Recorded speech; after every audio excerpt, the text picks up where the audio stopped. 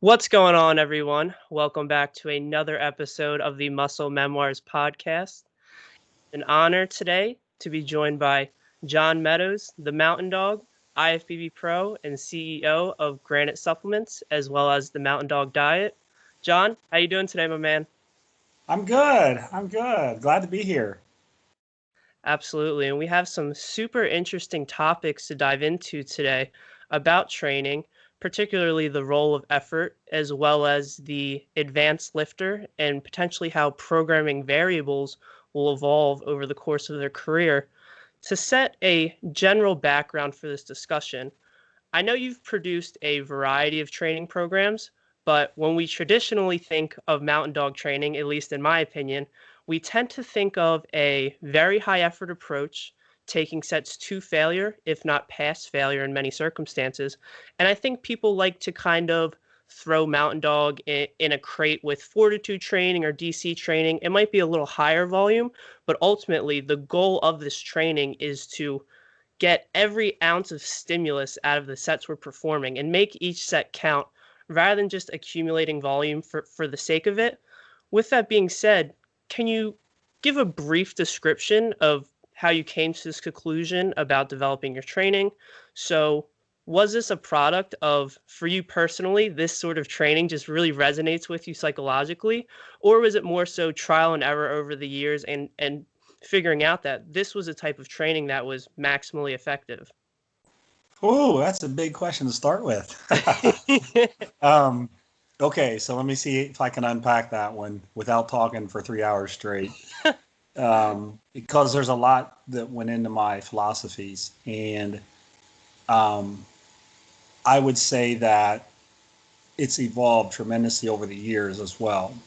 I wrote my first official program probably 12 years ago, but I had been working with people since I was in college, which was, I don't know, 200 years ago, it seems like.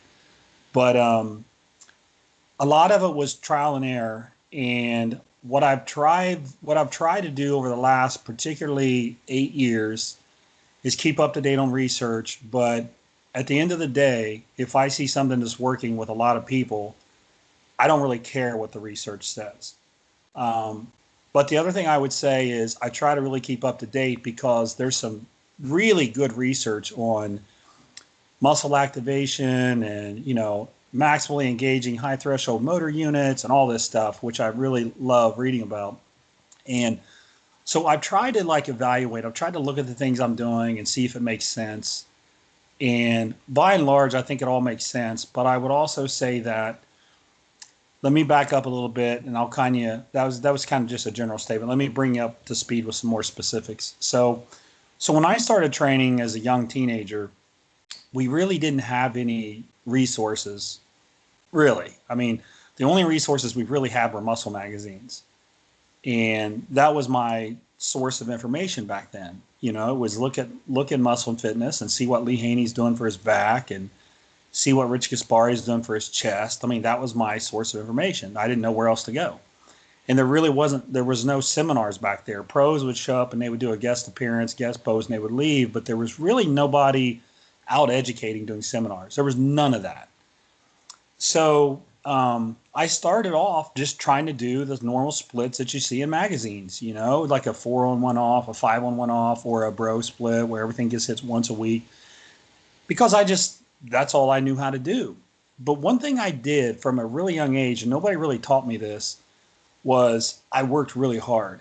And I just felt like if I work really hard, my results are going to be good. Now, I was in a lot of sports. I was in track, I was in football, I was in wrestling, and I would say I was above average and pretty good, but I was nowhere near elite or excellent. So I looked at training as, here's something I can do that's going to be the equalizer. If I'm stronger than all these other kids, maybe I'm not quite as fast as them, but if I'm stronger than them, I have an advantage. So the harder I work at getting stronger and bigger, the better my results are going to be. So so at a young age, my thought process was, I'm going to work harder than everybody else is working, and that's going to be the equalizer for me in sports. Now, I also, through the course of reading magazines, really, really wanted to be a pro bodybuilder from a very, very young age. I loved it. I mean, I wasn't in a situation where I was being picked on or I was trying to impress girls. I just really loved bodybuilding. I loved the concept of building big muscles. I just really loved that. And I just really enjoyed it. So that's kind of how my training journey started. And then through the years, and I would say back then it was a pretty high volume approach and pushing really hard. You know, maybe not the best approach. You know, I remember doing like bicep workouts for an hour, and like I think about that now, like what are you going to do for an hour on biceps, right? That just seems crazy, and it is crazy. But I didn't know any different. And I didn't really get the best results as a teenager, you know, probably many reasons why, you know, probably didn't have the full set of hormones going at the time. I was just a young kid. I mean, I competed at 13 years old, to give you an idea when I started. And I was trying to eat as much as I could. I had a hard time gaining weight, which I'm sure many of the young listeners they've been in that situation. And not even young, just there's a lot of people who have a hard time gaining weight. And it wasn't until I got into about 19, 20 years old where my body really took that training and I started growing really, really well. And I also started doing a lot of powerlifting. I was training over at Westside Barbell in my early 20s with the best powerlifters in the world. And obviously there was a big focus on basic movements. And a lot of the bodybuilding I was doing, these days they would call it power building, which was a mix of bodybuilding and a mix of powerlifting. So my body was doing pretty good, but the way I had and I'm going somewhere with this, the way I had my training structured was a lot of compound movements first, like bench presses first, deadlifts first. And I started having quite a few injuries. I had many near pec tears, very, very close to the point where I was black and blue over and over and over. I started straining I was doing sumo deadlifts first, heavy as I could. I started straining my groin. It seemed like every other week. So I started having some injuries, and here I am in my 20s. And I'm thinking, man, I'm not going to be able to train when I'm 40. If I'm this beat up in my early 20s, I'm going to be in trouble as I get older. So I started to evaluate my training. Maybe I should put that bench press second. You know, maybe I should save the deadlifts for last in my workout. So I started kind of modifying the sequencing of training. And I never really understood why more people don't talk about exercise sequences, because nobody does now even. And I think that is a huge factor in not only staying healthy, but in getting results. Sometimes an exercise will just feel better if it follows another exercise. You know, for example, when I started doing leg curls before squats, my squats actually felt better. If you have your quads and your knees warmed up in doing a certain exercise, and then you do hack squats, a hack squat will feel better than just going and doing it first in a workout. So I started thinking about these exercise sequences and how you should layer exercises. And then, you know, having that core powerlifter mentality, I wanted to keep those movements in. So now we would move them to second, and we would still, back in those days, try to progressively overload. Now, of course, nowadays, that's all everybody talks about, and with good reason, right? So just because you do an exercise second doesn't mean you can't still focus on getting more reps or more weight or what have you. You still can. You know, some people would say, well, but I'm a little tired when I get to my second exercise. And I said, well, you better get in better shape. If one exercise wears you out and it's not high rep squats, you're probably not in good enough shape. And then, you know, you start one of the cool things about a bodybuilder is this pump phenomenon where you just get this crazy pump, a lot of blood flow, everything's popping really good. And of course, that was one of the things that all the bodybuilders back then, we all wanted to see who could get an awesome pump, right? So we did that. And, you know, you start looking at the research now, particularly a lot of the things that Brad Schoenfeld's put out and some of the other guys I really respect. And you see, well, you know, you're kind of hitting different mechanisms of hypertrophy if you utilize that approach.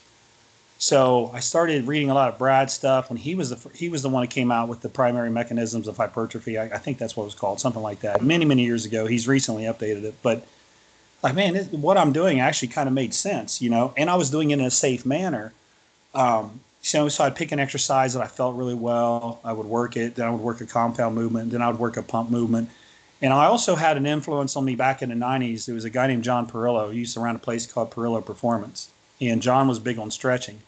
My stretching was a little different than what John did, but John absolutely made an impression on me with how valuable stretching can be. So once a muscle is fully loaded with blood, I would tend to use movements that would really, really stretch it, put it in a position to stretch. For example, your hamstrings are pumped up, you finish with a stiff-legged deadlift. That's something that would really stretch the hamstring. So I started putting all these concepts together and building programs like that. And, people started really doing well, really liking the programs. And, and now we kind of fine-tune volume and intensity. You mentioned I like to do a lot of stuff to failure. I do, but it's very controlled and it's very specific, and it has to be the right exercises. So, for example, if we're talking squats, like I don't think it's a good idea personally to squat to failure. I think most people would agree with that. Your chances of injury are really high. But, or even a leg press. You don't want to leg press until the weight literally comes down you and you can't do anymore. So there's exercises I'm always going to keep a rep or two in the tank. But then, look at something like a leg extension, since we're talking about legs. You can safely take that to failure, right?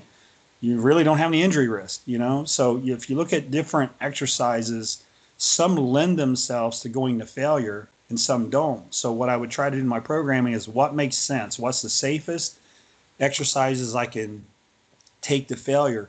Because, you hear a lot about activation. And, we know from science that, 85 to 90%, you're probably getting full activation. Chances are really good you're getting full activation if you're using 85 to 90% of your one rep max. Higher you go, obviously, the higher the activation is. I would say that that's only part of the solution, though, for growing.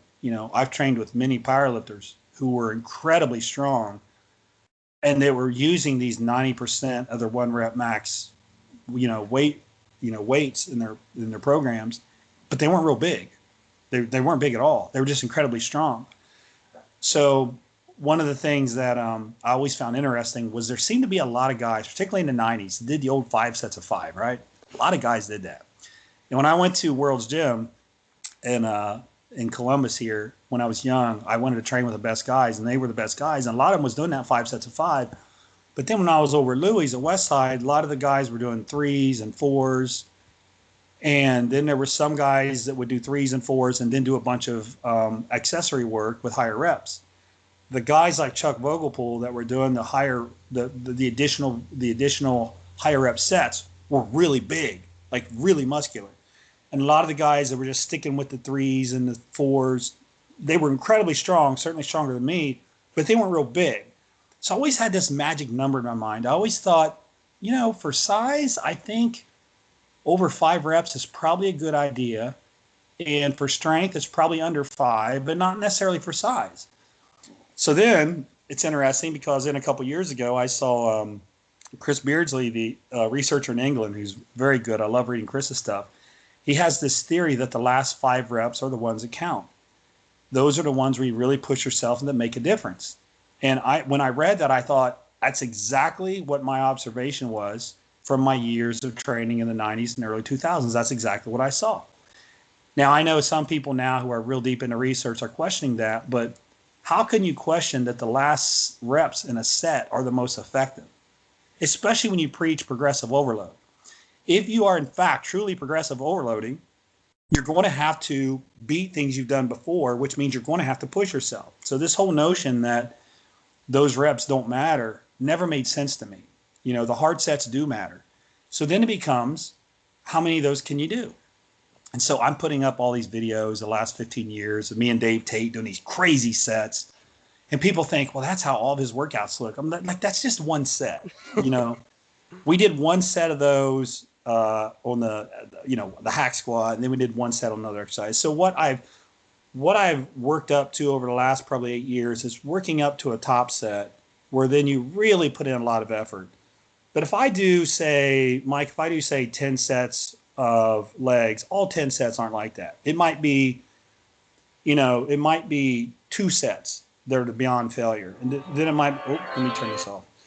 Or then it might be 2 to 3 sets that are maybe within a rep or two of failure, like a squat or leg press. So, and that's what people have to figure out. They got to figure out how much of that can I handle. And if you have, and I'll finish with this because I know I've been talking for a long time. And if you have like somebody, here's everything I would say. If you have somebody who's a beginner, they don't need any of that. They just need to learn form. They need to learn how to execute exercises. You get into the intermediate level now. Okay, now we got to start pushing a little bit harder. But then you get to the advanced level, and it's like, okay, now if you really want to get to your full potential, you're going to have to start getting really good at figuring out how many sets you can do and still recover from. If you do this high intensity, these sets, and you're still sore 7 days later, 5 days later, then you need to pull back. If you, so you kind of, then it becomes an individual thing with how much can you handle. Because one thing I'll always say is people are, they get involved with these splits in their mind. Well, how often should I train this? How often should I train that? We train it when it's recovered. If it's recovered, I like to always give 48 hours of rest. But if it's ready to go and you're ready to go 3 days later, then go for it. If it comes up 3 days later and you're still sore, you don't feel right, don't train it. Let it recover. So my answer for how often should you train a muscle often disappoints people because it's when it's recovered. So if you have something that's, you've trained something on Monday, and if it's recovered on Thursday, why would you wait till the next Monday to train it? Like, I don't think that's a good approach. And but anyway, so I've talked for about 10 minutes straight now. I'll slow down.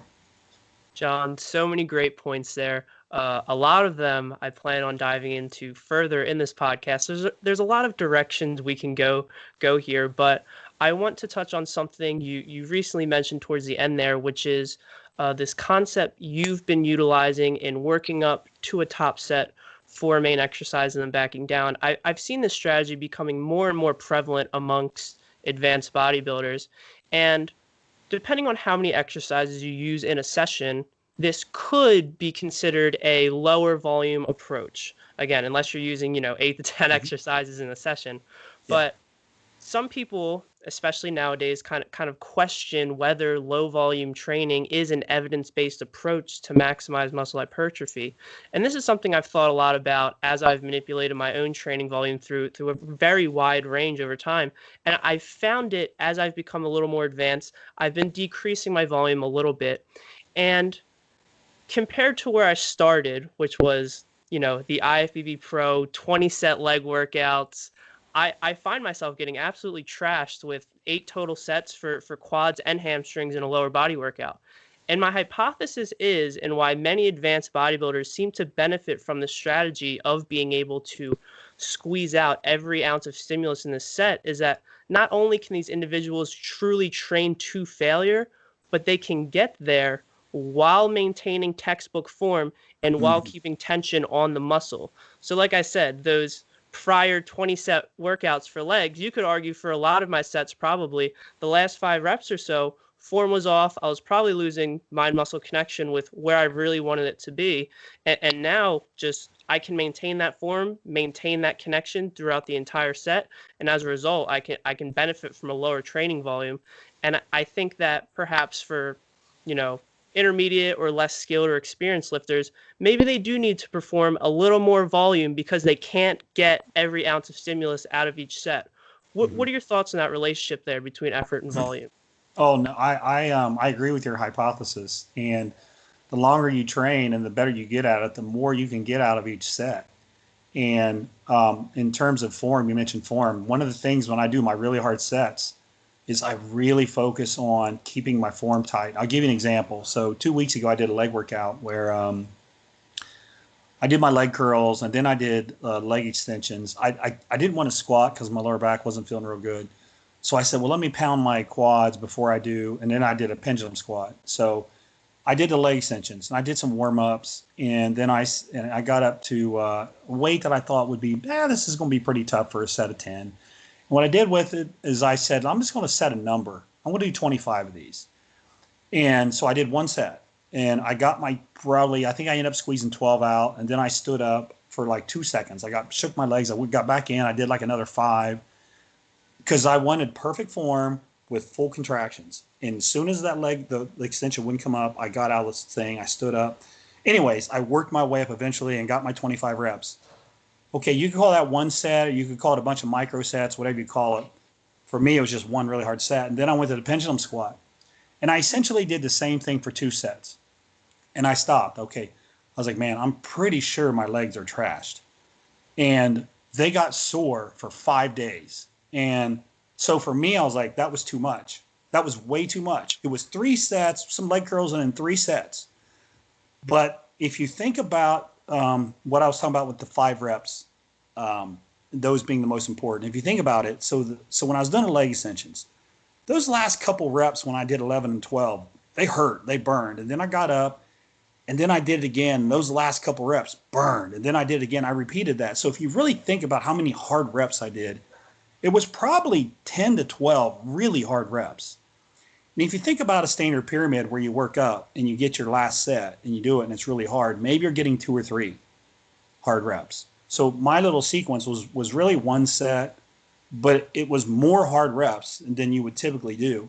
And the same thing for the pendulum squat. It was the same sequence, same thing. So I probably ended up doing so if you think about the number of really, truly hard reps I did, it was probably 25, 30 at least. Actually, I did 2 sets on the pendulum, so it was even more than that. That's a lot of hard reps. And if I wrote that up and people would say, man, that's only 3 sets. That's nothing.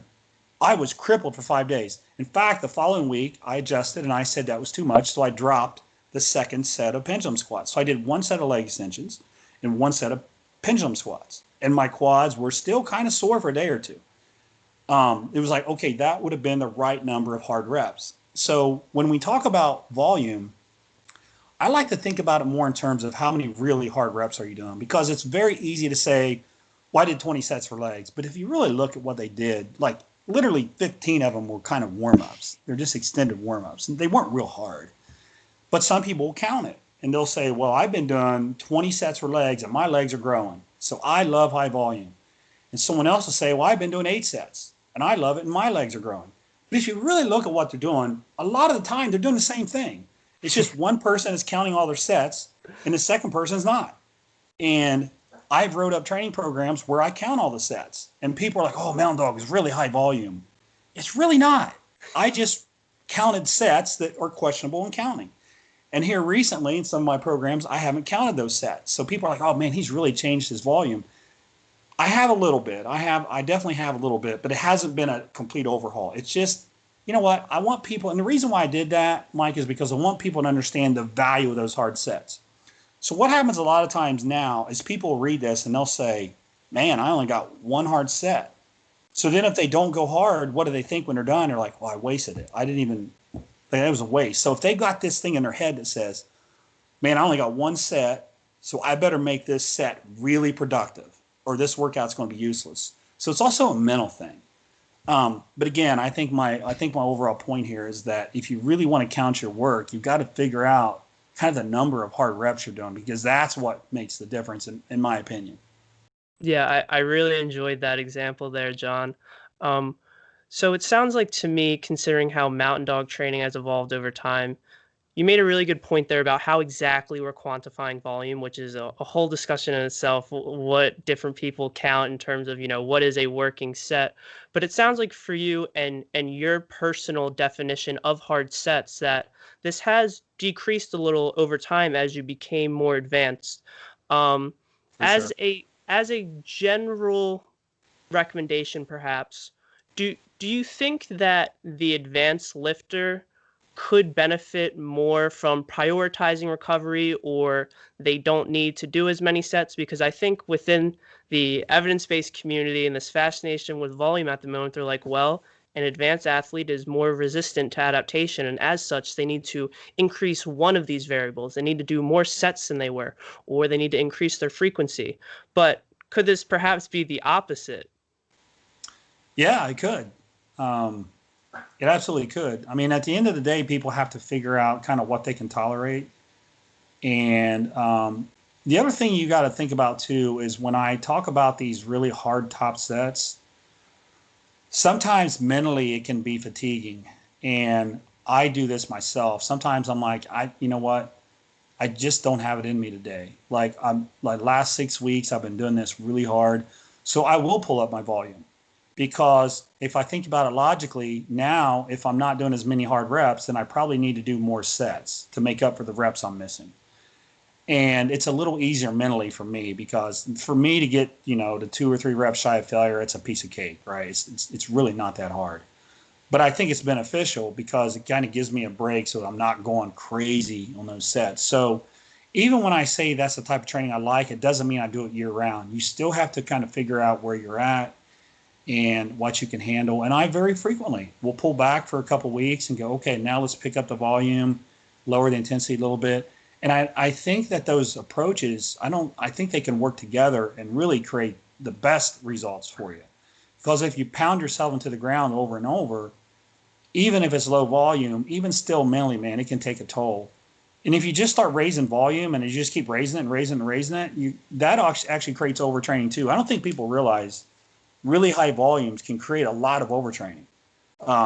It doesn't create like you don't do a workout and then you're overtrained. Like obviously it happens over a period of time and overtraining syndrome sets in. And I know there's a lot of questions on what overtraining really is these days. Are you overreaching or are you overtraining?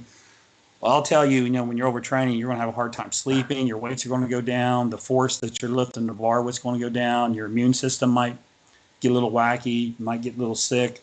Your joints don't feel good. There's all these things that start happening. And when you get to that point, like, that's not good, because taking a week off may make you feel better. But if you truly are overtrained, it takes a little while to come back from that. But anyways, I think you make a good point. And I think that the better you get, the more years you train, the more you can really, if your set was really good or not. Like, it. Like, as soon as you rack the weight or do it, okay, that was a willy-nilly set, or man, that was a good set. I think you mentioned something pretty fascinating there, in that we tend to fall into these camps, right? The higher volume approach or the lower volume approach, taking everything to failure.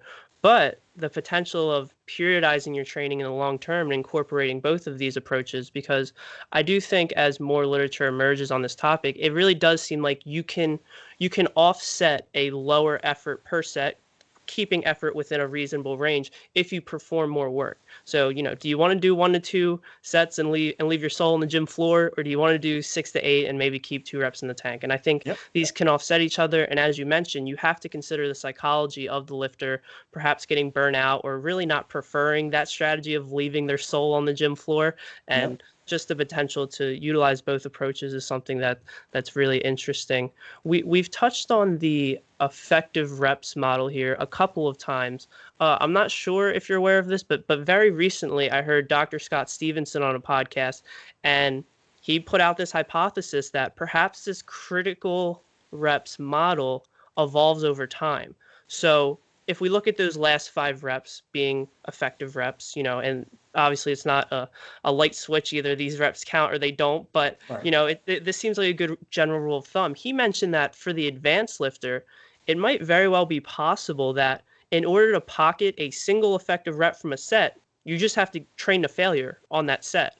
And if you do leave a few in the tank, as an advanced person who requires a significant stimulus, you might not have gotten any effective reps within that set. As someone who is an advanced lifter, who coaches a lot of advanced lifters, what are your thoughts on this hypothesis? Oh, I think it's solid. If you look at what happens with you take a beginner all the way to the advanced level, beginners, they don't need anything even close to failure, but they still progress, right? Their central nervous system, it's a new stimulus. If they keep training like that when they're an intermediate, then their results just stop. So at that point, they have to put in a little more effort, you got to get closer to failure. But then if they keep training like that, eventually their progress will stop. So then as an advanced lifter, now you've got to be a little bit more creative with your exercises, but the intensity itself is what really matters the most. So in my opinion, the more advanced you get, the more those last few reps matter.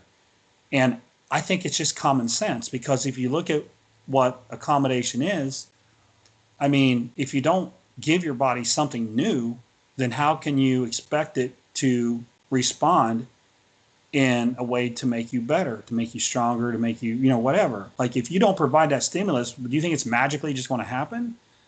It doesn't. If you do the same weight for 3 sets of 8 with the same intensity, do you really think that is going to keep you progressing all the way until the end of your lifting career? Obviously, it's not. Eventually, at some point, your body will accommodate to it. So I think his hypothesis is really good, and I would even go to say it's common sense, if you really think about training and adaptation and accommodation, all those things. Fantastic. You've recently put out a few videos on the concept of full body training. You've done some collaboration with Jeff Nippard on this topic. And again, you've made a variety of videos on this, which I'll be sure to link in the show notes. So don't feel the need to describe this process too in depth. But to set kind of a general background here, it sounds like from your experimentation with this, full body training seems to potentially be contraindicated for the advanced lifter that is very strong and is able to squeeze out every ounce of stimulus within a working set. Is that kind of correct? Well, so here's what I would say. First of all, if you are using that approach where you're going like to failure, think about all the exercises you have to do in a full body workout. So if you do an exercise for chest, back, quads, hands, buys, tries, shoulders, like that's just 7 off the top of my head. It's very difficult to muster that kind of intensity on 7 exercises, even if it's just one set, which is, I would certainly not do that more than one time. That's going to be really, really tough. So you're going to have to pull down, and what Jeff does, which I think is really smart, is he only applies that level of intensity to certain body parts. Like it might be chest and shoulders on Monday, and then in his Wednesday full body workout, he might apply it more toward his back and his biceps maybe. And maybe on his Friday full body workout, it'll be more legs. So he's pulling back the intensity on certain body parts. Now, I tend to think of full body training, it's my own bias. I'm like, are you training or are you not training? Like, if you're going to train a body part, train it, right? So that's where I have an issue with advanced lifters, because I don't see doing some work as providing any real benefit for an advanced lifter. Like if you're not training, then you're just kind of going through the motions. And that's where I don't see a lot of value in it. So then you have to think, okay, well, I am going to put in my one really, really hard set. So let's say you do that on Monday. And then on Wednesday, are you recovered? So now we start getting into the recovery conversation. Were you able to recover from all of that? Now, certainly, if you trained with that intensity more than 3 days a week, I don't think you could make it. If you did Monday, Tuesday, Wednesday, Thursday, and Friday, and you use that level of intensity, it obviously wouldn't work. And that's only doing one set really hard, and it still wouldn't work. So I like full body training that more for beginners and some of the intermediate lifters, because they don't have to use that much intensity. You know, they can, and what I also like is you could have, like, say, Monday, Wednesday, and Friday, you could have 3 different exercises. You could have one exercise, like say dumbbell bench press on Monday if you're chest. On Wednesday, you could have incline barbell bench, and maybe on Friday you have like a fly. So you've got 3 movements you can learn and you can work.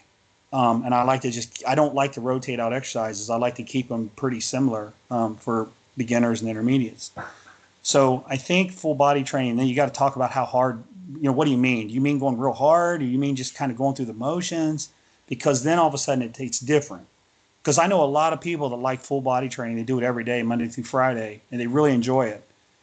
They don't train as hard as, you're probably going to need for growth. But I still give them credit because they enjoy it. They're training hard. They still make progress. So I'm not going to say that's not a way to train. I think it is. But if you want to train that way, you just got to be smart, and you got to pull back your intensity, or do it like how Jeff does it. Put the intensity in for certain body parts. But again, my mentality is, okay, if I'm going easy on a body part, then why am I even messing with it? Why don't I just leave it alone, right? So hopefully that makes sense. No, I think you make a lot of valid points there, and you raise a couple of my own concerns with this approach, and it's that for the advanced lifter to make high frequency training works, it seems like you have to put a ton of planning into your weekly split. I know with Jeff videos, he poses a lot of considerations in regards to how many reps are you leaving in the tank? What is your exercise selection? Because you can't be hammering these bread and butter barbell multi-joint movements every day. Yep. And for those reasons, that makes me increasingly suspicious of the true efficacy of this approach, because if we have to take intensity away, if we can't use perhaps the exercises we really want to use as frequently because we're training every day and we need to preserve joint integrity, just how beneficial is this if we have to move all of these variables around? Not to mention that from a research perspective, we have a couple of these very high frequency studies, and there doesn't seem to be much benefit there. It seems to largely be hypothetical why this could be advantageous from a muscle protein synthesis standpoint.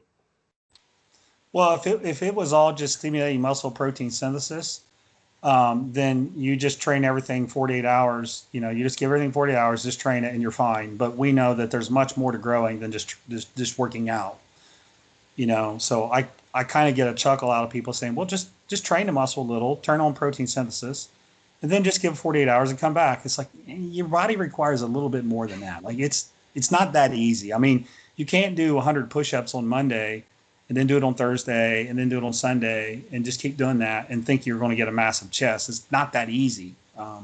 There's a lot of considerations. And again, it goes back to accommodation, adaptation. Like when your body's used to it, it's not being challenged. It's not going to respond in kind.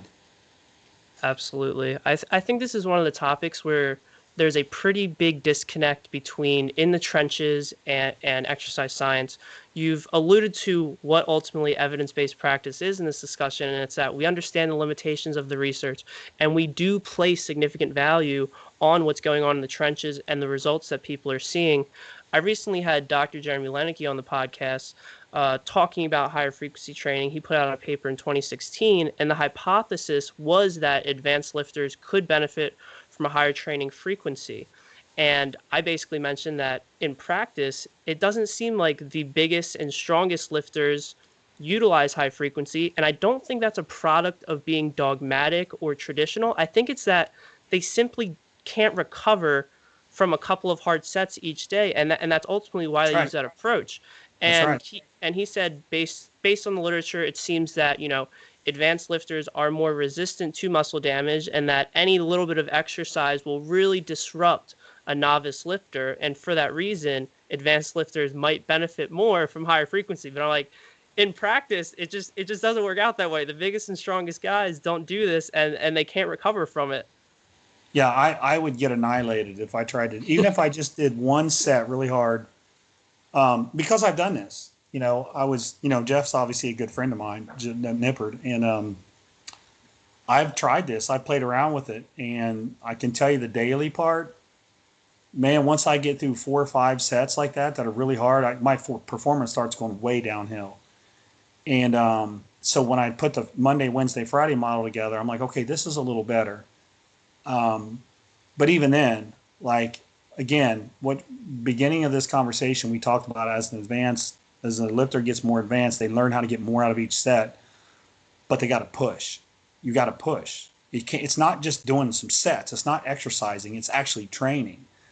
And I understand what the literature might say, but I also understand what my lab says, which is having worked with thousands of people. And my lab would say, I don't know that that's a viable approach for an advanced bodybuilder who really, truly knows how to apply intensity. And yes, it takes more to get us sore, but we're also really good at hitting the muscle. Like, we really understand what it takes. So you also have to consider that. Yeah, brilliant. I couldn't agree more. John, I want to dive a little bit more into your personal training history here. You've been in the game for a while. You've been competing and interested in competing since you were 13. You recently did a couple of pro shows within the last 5 years. And it seems like despite being in the game for a while, you continue to make improvements in your physique. What comes to mind is that 2016 check-in photo before the Arnold, really showcasing the grain train. With that in mind, and the fact that it's going to become harder and harder to set PRs on your bread and butter movements as you become more advanced, just how many PRs have you been setting on those basic compound movements that you've been utilizing for so many years? Considering that in terms of assessing muscle hypertrophy, it seems like performance improvements are a good proxy for that. But I would imagine you haven't been setting too many PRs. Despite that, you've been getting better. I've set 0 PRs. That's how many I've set. So my best squat was 785 back when I was 23 years old. I never was able to squat that again. My incline bench press, which, I love those movements. It probably Yes. peaked when I was 41 or 42 years old. My deadlifts were at their strongest when I was in my mid 20s. Um, most of my lifts I never got stronger on. And so this is one concept you might find interesting. So when you talk about building muscle and you think about what has to happen, you have to activate the muscle fibers. You got to get full activation. But then I think there's another level where you have to really exhaust the muscle fibers. You got to really exhaust them. And I think if you're doing that, like that's what's happening at the micro level, right? You get full activation, you load the muscle with enough weight to create mechanical tension, and then you exhaust the muscle fibers. So I would say to you, if you're doing that, even if you're not setting a PR, but you're still doing that, is your training effective? And I would say yes. I would even go as far as to say, and Scott Stevenson and I have talked about this, and this will set people on fire. They'll rage on this. Oh, Meadows and Stevenson are off their rockers. I think for an advanced lifter, if you change your exercises, every single workout you did, you literally never did the same workout, but you just activated the fiber, you presented mechanical loading, and you exhausted the muscle fibers, and the exercise felt good for you. It's got to be an exercise that you feel well. What else can you do? There's no magical exercises. There's exercises that feel good for you, and then you take them to the level of exhaustion that you need to take them to. So when people say, I just think you should do the same stuff over and over, okay, that's fine. That's your hypothesis. And I don't think that's a bad hypothesis. But when you get more advanced, well, first of all, if you're more advanced, you're probably going to have some injury issues if you're doing the same stuff over and over. But beyond that, I really think if you get down to what really makes the muscle grow, it's that activation, it's the mechanical loading, and it's exhausting the muscle fibers. And if you're doing that on the muscle belly, on the muscle, then what difference does the exercise make? As long as you're doing that, what difference does it make whether it's a preacher curl or a concentration curl? Now, I know there's more localized improvements based on where, like your chest, well, there's a clavicular portion, sternal portion. I understand all that. But at the end of the day, if you just take that level of intensity, you could do any exercise that you feel well and get the best results you can. Like, that's something that I really have been talking more about the last year. Was I think for guys who are really advanced, I think you just pick the right exercises and you could rotate them, you could do whatever the heck you want, but as long as your intensity's there, I don't see how that wouldn't work. Like, why? Someone explain to me. Here's what my challenge is to people who don't agree with me. Explain to me, if you're mechanically loading the muscle, getting high activation, and you're going like close to failure or failure beyond failure on some exercise, explain to me why that doesn't work for muscle hypertrophy. I like the way you put that. Rather than, settling into this concept and being like, oh, well, the research shows this, so it's correct. Well, tell me why my hypothesis is wrong if you're using that, because I mean, this sounds compelling to me. I think this is super interesting. So would you say that's basically where your emphasis has been placed on your workouts within your advanced years as a bodybuilder? You've been focused more on exhausting the muscle, perhaps, as you mentioned, placing more emphasis on the exercise sequence of the session, maybe utilizing more intensity techniques as well. Yes, and I didn't come full circle with that. I didn't set any PRs, but what I did do was I did the things I needed to create hypertrophy, and I continued to progress as a bodybuilder. I continued to get better by using that approach. So, and it's not just me. Like, I'm not just saying, well, it worked for me, so it should work for everybody. I mean, that's what I see I work with very advanced people, and I can give you a list of older pros who have really turned their careers around working with me using the same approach. It's like, listen, PRs are great, but just because you're not setting a PR doesn't mean your training is terrible. It doesn't mean that at all. If you're doing those three things I just mentioned, you should still progress because you're doing what you need at the micro level to grow. It's a really interesting consideration because, yeah, again, we use performance improvements as a proxy, but at the end of the day, we are bodybuilders, and it depends, how are you looking? Is your physique getting better? And if you can objectively identify that while the logbook might not be going up, but look at this picture from a year later using this training technique, and clearly my physique is better, that is that's objective information. Like, you can't really argue with that. You've achieved the goal of what all bodybuilders seek to accomplish. Yeah, and the exercise sequencing keeps you healthy too. I see a lot of the guys saying, well, you got to do your squats and your bench presses and your deadlifts. And listen, I'm a powerlifter at heart. Not a good one, but I am a powerlifter at heart. I love powerlifting. Squats are my favorite exercise in the world. But at some point, your body's going to start to get really beat up if you just train like a powerlifter, all the time. So if you combine what I'm saying with intensity, with the right exercises, the right sequences, you should also stay much more healthy, which is a very nice side benefit.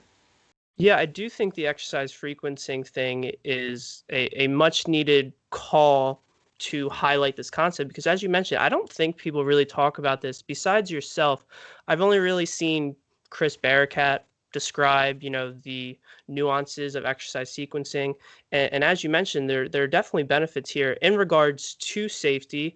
The specific example of doing hamstring curls before squats could even improve your squat performance and make your squat feel better, not to mention the potential usefulness of just prioritizing weaker muscle groups. So people will dogmatically be like, well, it's my leg session, I have to squat first. But it's like, but your hamstrings suck. Couldn't you benefit from doing a leg curl first? Yeah, And right.